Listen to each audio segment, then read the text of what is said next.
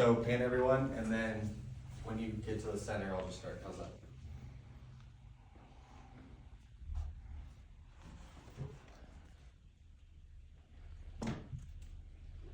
Okay, so the top 10 universities in college sports and Division I athletics all make over $200 million per year.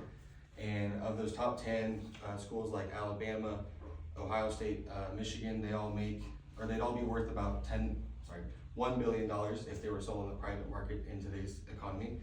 I know that because on an article, College Sports Programs Valuations, how much programs are worth, somebody went and did the math and figured it out for like the top 100 schools in Division I football. And so across the entire country, universities are all making money off of athletes ages 18 to 23 usually, and the athletes are spending their time, they're risking their health, they're risking their bodies, and they're doing all this to make the NCAA and the university millions of dollars. So I want to ask you a question. Would you be willing to do all those same things and receive nothing in return? Because they do every single day. So college athletes deserve to be paid through name, image, and likeness deals. And today I want to persuade you that that's their given right. So it's not about getting paid millions of dollars or about greed. It's about giving them the same opportunity and fairness that other athletes, other students and adults their same age have, right? They have that right, so why can't these guys have it? And by the end of my speech, I want to show you 3 things. I want to show you that college athletes under the old system and kind of how we're still moving forward to the newer days of NIL, that they struggle financially and personally. I want to show you that NIL is a common sense and fair solution, and I want to show you that how we as a community can help support the movement and continue to help it grow. So when you realize how much time and effort college athletes spend to stay afloat, it's shocking how much money that the NCAA and the universities get from them. And I want to start there. So under the old system and kind of still in the current system is how NIL has been introduced. A lot of college athletes struggle to pay for housing. They might struggle to pay for transportation and food and even some other basic needs. Someone wrote about it in their article, Why College Athletes Should Be Paid, the 10 Reasons Explained. And a lot of people think, oh, well, their scholarships pay for it, but the reality is scholarships don't pay for everything. They pay for the tuition and maybe the books and some little extra help there, but outside of that, they still have to support themselves with all those other things, issues I talked about. Another thing is that the NCAA research in 2015, they found that Division I athletes specifically spent almost 70 hours a week between classes and their sports. So that's, classes, practice, traveling to games, the actual games themselves, things of that sort. And, 70 hours a week, that's more than a full-time job. So, and they're doing all this without even getting a paycheck.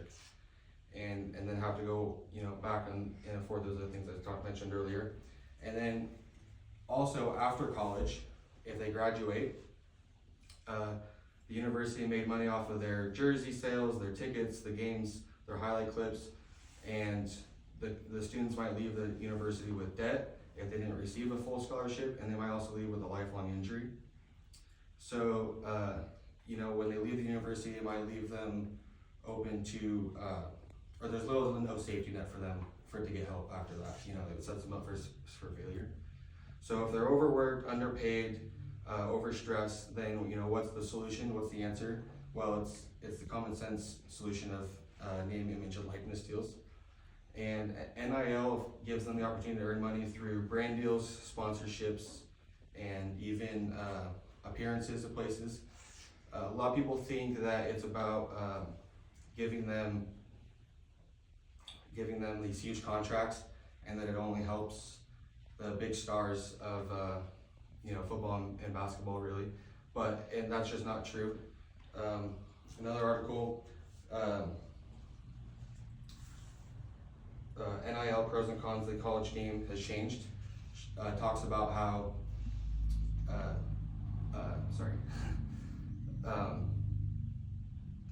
lesser viewed sports like swimming, volleyball, track, and softball. They all have record viewership ever since NIL has been slowly introduced, and they even have triple-digit growth in their NIL money afforded to them.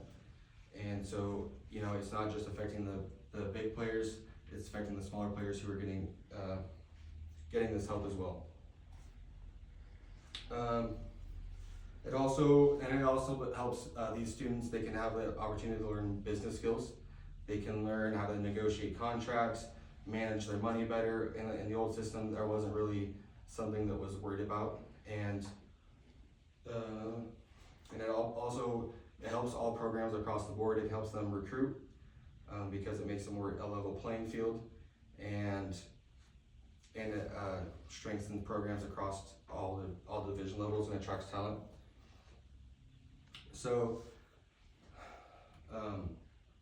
if NIL is the solution, the question must be asked: what can we do as everyday people to support it?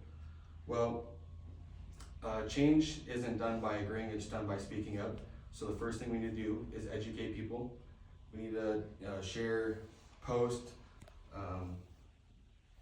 articles, and have discussion with people and help them truly understand why NIL is important and change their minds about it, or do our best to give them good reasons. We also need to support the schools that are doing NIL the right way. So we should buy merchandise from the schools who are supporting their student athletes, and there's also NIL collectives that help students navigate the new area of NIL and help them manage their money responsibly and stuff like that. And also, lastly, if any legislation comes in the future, we should support it. And it should be policies that ensure that all sports are equal still, that men and female athletes get the same rights in that kind of sense, and that it should be sorry, I lost the word. Anyways, and so I told you about how college sports is students struggle under that. I told you how NIL is going to be the solution for this, and I told you guys how we can take action to help move forward to this in the future. And under the old system, athletes kept their end of the deal. They played and made the school's money, and so now they kept their end of the deal. It's our turn to keep ours. And at the beginning, I asked if you would be willing to sacrifice your time, your body, and your health to make someone else millions of dollars. Well, if your answer is no, then you should support NIL deals.